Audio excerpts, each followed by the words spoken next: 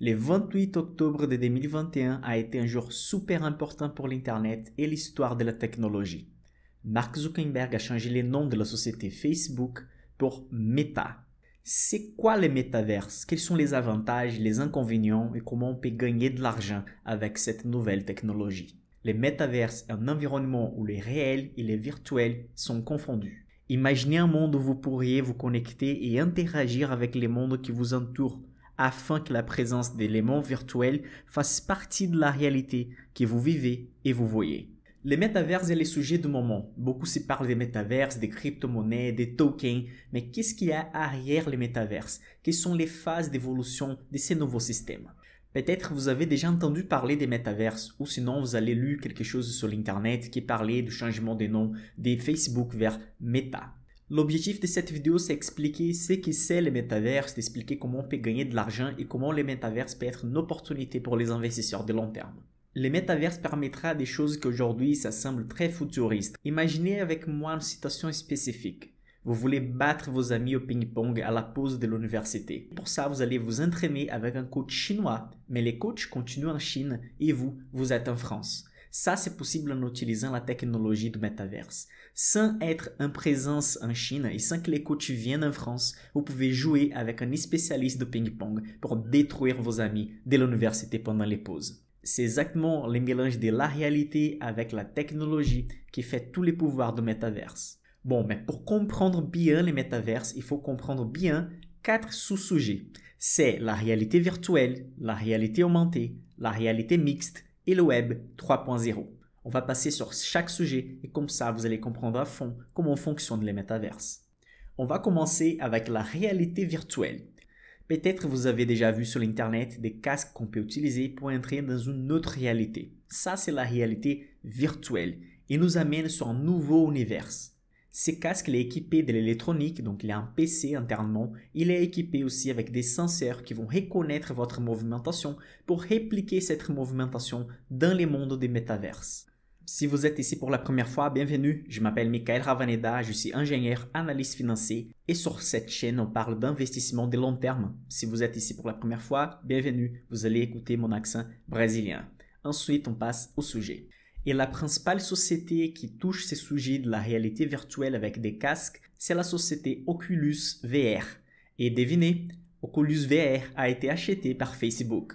La réalité virtuelle crée un nouveau monde, vous protégeant complètement du monde réel, en créant tout un nouveau monde autour de vous. Un monde où ce que vous voyez, entendez et même les mouvements que vous effectuez ne sont qu'une réalité virtuelle, pratiquement indépendante du monde réel. Maintenant, on a besoin de comprendre un nouveau sujet, la réalité augmentée. La réalité augmentée est rien de plus que le mélange du monde réel avec le monde virtuel. Donc, dans les mondes réels, on va avoir des projections qui vont nous aider à vivre mieux dans les mondes réels. Donc, dans ce cas, c'est une technologie qui dépend du monde réel. Peut-être vous avez déjà joué Pokémon Go. Ça, c'est un exemple de réalité augmentée, où avec les portables, vous pouvez regarder les Pokémon, mais les Pokémon n'existent pas dans la vie réelle. Donc, c'est un mélange de l'environnement avec les Pokémon. Peut-être vous avez déjà regardé des vidéos où il y a des dragons dans les stades et donc ça fait très réel. C'est même impressionnant. Mais il y a une limitation sur la réalité augmentée. Vous ne pouvez pas donner un coup sur un personnage que vous pouvez regarder qu'avec les portables parce qu'il n'est pas dans notre vie réelle. Mais l'objectif à long terme de cette technologie, c'est de pouvoir interagir avec les personnages et les objets de la réalité augmentée. Et dans ce sujet de réalité augmentée, il faut que je parle des lunettes des Ray-Ban. C'est un partenariat avec Facebook. En fait, les gens vont porter des lunettes et faire des activités normales. Comme ça, les lunettes vont tout enregistrer, les données pendant que les gens vont travailler, vont jouer un instrument musical, vont étudier, etc. Il existait aussi une version de cette lunette, mais de chez Google. Mais où je vais arriver en parlant de ces lunettes? Pour que l'intelligence artificielle puisse nous aider à faire des activités quotidiennes, elle doit apprendre nos activités.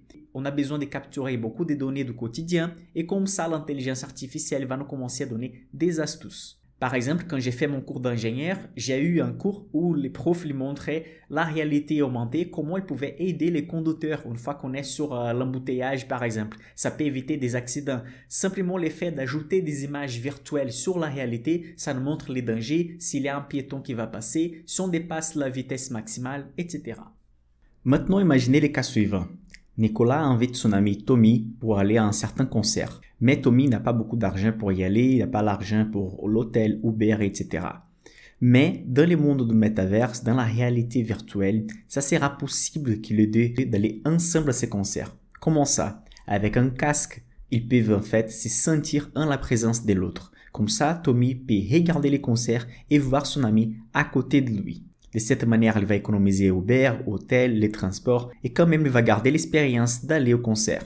Tout ça, c'est possible dans la technologie du métaverse. Les réunions de travail vont changer complètement. Les achats vont changer pour toujours. En utilisant cette technologie, vous pouvez ramener les magasins entiers dans votre maison et vous pouvez regarder chaque objet, chaque vêtement et chaque chaussure. Et c'est à ce point qu'on arrive à un nouveau concept, la réalité mixte. Avant de répondre à ça, je voudrais vous inviter à regarder un contenu super spécial que je suis en train de produire. Ils seront 4 épisodes, du 20 juin au 23 juin, où je vais présenter en format de live la rente passive facile. C'est une formation gratuite, ça sera ici sur YouTube, où je vais présenter les meilleurs moyens de recevoir de la rente passive. Donc ça sera la première fois que je vais expliquer les rates, les fonds immobiliers américains, les SCPI, les fonds immobiliers européens, les sociétés à dividendes en détail, comment construire un portefeuille de rente passive facile sans avoir besoin de connaître les ratios fondamentaux, les ratios financiers.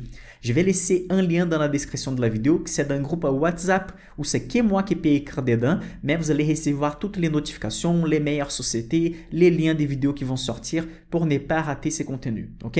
Donc vous allez trouver, cliquez dans la description de la vidéo, vous allez entrer dans les groupes WhatsApp et je vais vous informer dès que le contenu sera prêt. La réalité mixte est un sous-concept de la réalité augmentée. Imaginez une réalité augmentée où vous pouvez vraiment interagir avec les objets. Imaginez par exemple que vous rencontrez un ami, il est mal habillé. Mais si vous utilisez un casque ou une lunette d'intelligence artificielle, vous allez remarquer que votre ami est habillé en Gucci.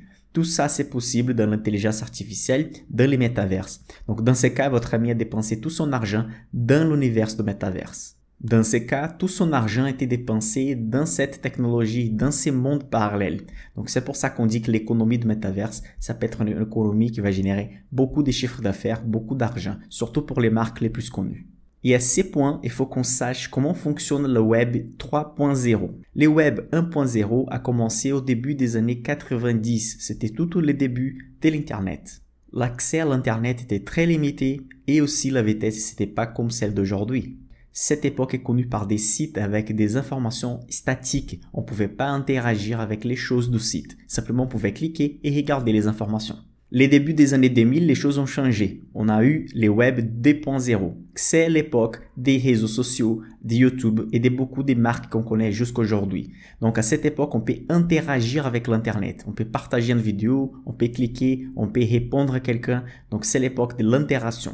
Dans cette époque de Web 2.0, ça commence la discussion des données. Vous n'êtes pas propriétaire de votre profil Instagram et de votre profil Facebook. C'est justement la marque qui est la propriétaire. Et c'est ça que beaucoup de gens ne comprennent pas. Et sincèrement, moi, j'accepte ça. J'utilise beaucoup des outils de Google, beaucoup des outils de Gmail, beaucoup des outils de Facebook, Instagram, WhatsApp. Tout ça m'économise énormément de temps, ça me permet de partager des sujets gratuitement avec vous, mais en échange, on a besoin de donner quelques données à la société. C'est là que vient l'idée de construire le Web 3.0. C'est un type d'Internet où en fait l'Internet et les pouvoirs des données vont pas rester à la main de quelques personnes et quelques sociétés. En fait, nous serons propriétaires vraiment de nos données privées. Cela semble très futuriste, mais c'est exactement sur ça que des sociétés comme Meta, Facebook, sont en train de construire.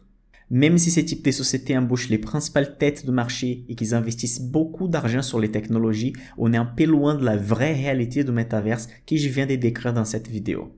Donc toutes ces fonctionnalités d'interaction avec la réalité et les mondes virtuels, ça peut demander un peu de temps. Vous pouvez vous poser la question suivante aussi, quel métaverse on peut utiliser? Parce que si chaque société construit son propre métaverse, Microsoft, Google, Meta, etc., quel sera le métaverse gagnant? En fait, c'est pas comme ça qu'il faut penser. Par exemple, Meta, Facebook va construire un métaverse pour la communication, pour interagir avec les personnes, pendant que Microsoft va construire plutôt un domaine d'activité des métaverses pour les achats, pour les sociétés. Donc, on peut s'y balader dans les métaverses. Comme on fait aujourd'hui, on utilise Google Sheets, que c'est des Google pour regarder nos actions en ligne. On peut utiliser aussi PowerPoint. On peut utiliser WhatsApp et Instagram des Meta. On peut changer des logiciels tous les temps en ligne. Ça sera plutôt la même chose dans les métaverses de plusieurs sociétés. Bon, évidemment, les métaverses, il y a des avantages, il y a des inconvénients. Parmi les avantages du métaverse, la productivité. Imaginez la quantité de travail qu'on peut réaliser. Imaginez même l'intelligence artificielle en train de nous guider sur des activités qu'on n'a jamais fait, comme par exemple changer les pneus d'une voiture ou simplement réparer quelque chose à la maison. Un autre avantage, c'est la communication. Imaginez, nous sommes capables de parler aujourd'hui avec quelqu'un qui est de l'autre côté de la planète, mais pouvoir les regarder juste devant nous, ça va être une expérience incroyable. La médecine peut avancer énormément avec la réalité augmentée dans les mondes du métaverse, étant donné que les échanges entre les médecins et même les tests qu'ils peuvent réaliser dans les métaverses sera très proche de la réalité. Sans parler encore des formations, car il va être beaucoup plus facile pour un mécanicien aller dans les métaverses et pouvoir tester un moteur qui est pas réel, mais que là-bas il peut toucher. Et aussi pour les ventes. Imaginez en fait ne pas sortir de la maison, de votre canapé, vous pouvez choisir une voiture, des chaussures, des lunettes, etc. Tout ça avec un accès dans les métaverses. Comme inconvénient, évidemment, il y a les données privées. On ne connaît pas quel type d'exploitation sera faite avec nos données. Et évidemment, la dépendance humaine des métaverses aussi. On sait que beaucoup de gens vont être addicts, ne vont pas utiliser les métaverses pour les choses utiles, vont juste utiliser pour passer du temps, vont négliger la vie réelle pour vivre la vie dans les jeux. Mais imaginez les nouvelles professions qui vont être créées avec les métaverses ou poussées avec les métaverses, comme la programmation, les designs, les managements des comptes en ligne, les marketing, etc. La réalité du métaverse est un peu loin, mais déjà on peut commencer à investir sur les métaverses, à commencer à regarder les principales sociétés du monde qui commencent à développer des projets. Dès que cette vidéo arrive à 500 likes, je vais faire une vidéo super complète par rapport aux principaux investissements pour profiter du métaverse. Je m'appelle Michael Ravaneda, on se voit dans la prochaine vidéo.